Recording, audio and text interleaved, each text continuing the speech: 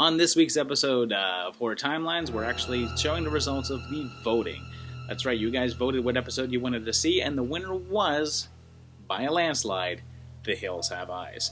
This is also a very special video because this weekend is my birthday weekend, so I figured I'd celebrate with you guys, and you guys could help me celebrate as well, too. If you want to give me a birthday present, maybe go check out this Patreon page right here. I don't know. I also have a special guest to help me out with this week's video. Stella's going to help me watch The Hills Have Eyes and see some mutants. Want to see some mutants and figure out how bad their timeline is? Let's take a look. That seems like a yes. We start back in 1977 with Wes Craven's original, The Hills Have Eyes. It starts with a family driving through the remote desert, and this guy's mustache and shorts lets us know that it's the 70s, alright. The family head through a nuclear testing site, which is smart, and they wreck, and to make matters worse, they're being watched.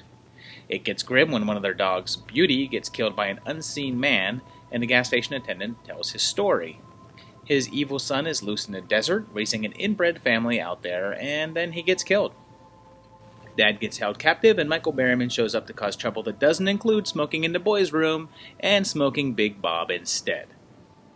They kidnap the baby and kill Elliot's mom and Big Bob's wife, and then there's this shot of a Jaws poster torn in half on the wall, which sets the film at least after 1975. Beast decides to get revenge and starts a-killing. We meet the whole mutant cannibal family with Papa Jupiter, Mama, Pluto, Mars, and Ruby, who doesn't quite fit in with the others. Bobby and Brenda stay at the trailer while Doug takes Beast in search of the baby, who Ruby helps to rescue. Beast tears out Pluto's throat, but let's keep that between us. We wouldn't want him to lose his teaching job. B&B chop and shoot Papa J, while Doug and his mustache and Ruby take out Mars, and the movie abruptly ends without ever saying what happened to Mama. They never gave us a date, but the real time of 1977 will work for now. 7 years later, Wes went back to the desert for The Hills Have Eyes Part 2, which starts off with a very Chainsaw-esque opening that tells us the first film happened in the mid-70s, so I'm still cool with 77. Bobby's back, and he's the head of a motorcycle racing crew now, and in case you forgot any parts of the first movie, he flashes back to, well, pretty much all of it. He's dating Rachel, who sure looks familiar, and then Beast is back. Bobby doesn't go to the desert, and thanks to a flashback, we see that Rachel is actually Ruby. She cleans up pretty well.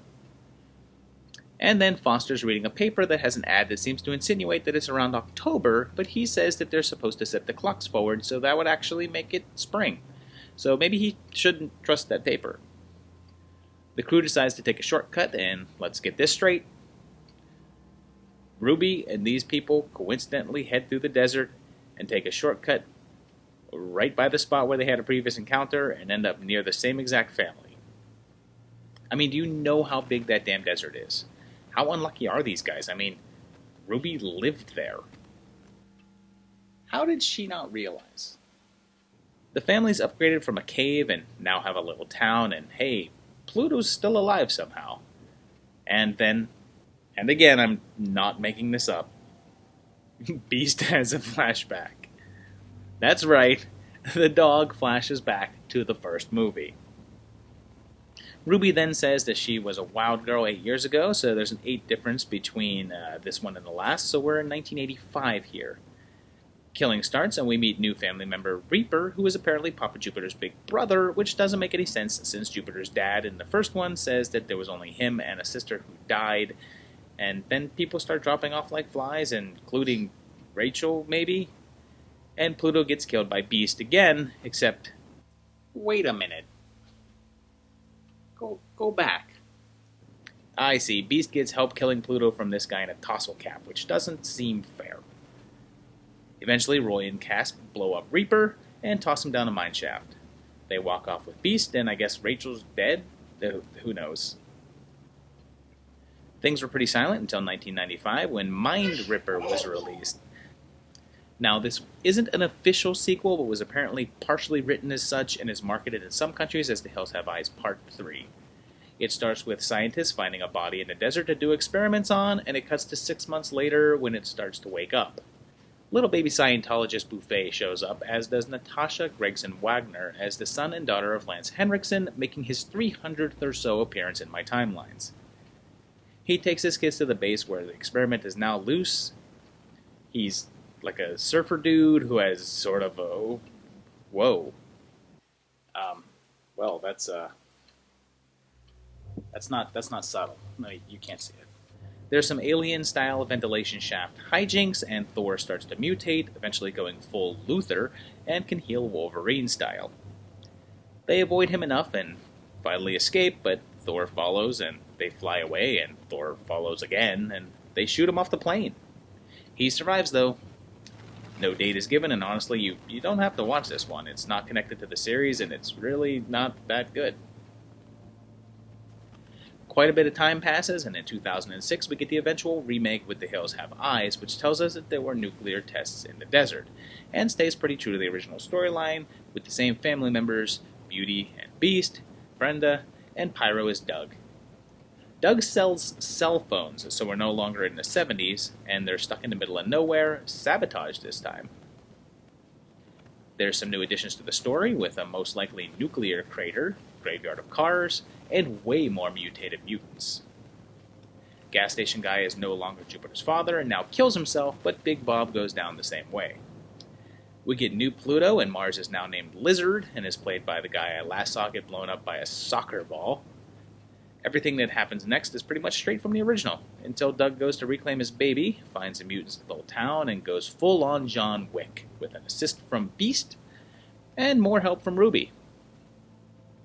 We finally meet Jupiter, and he's the most normal looking of the group.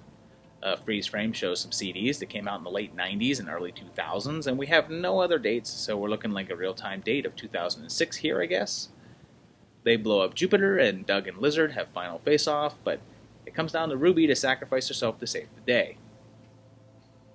Instead of a freeze frame on Doug, we get Bobby and Brenda taking a pickaxe to Jupiter, and the family reuniting, but setting us up for a sequel.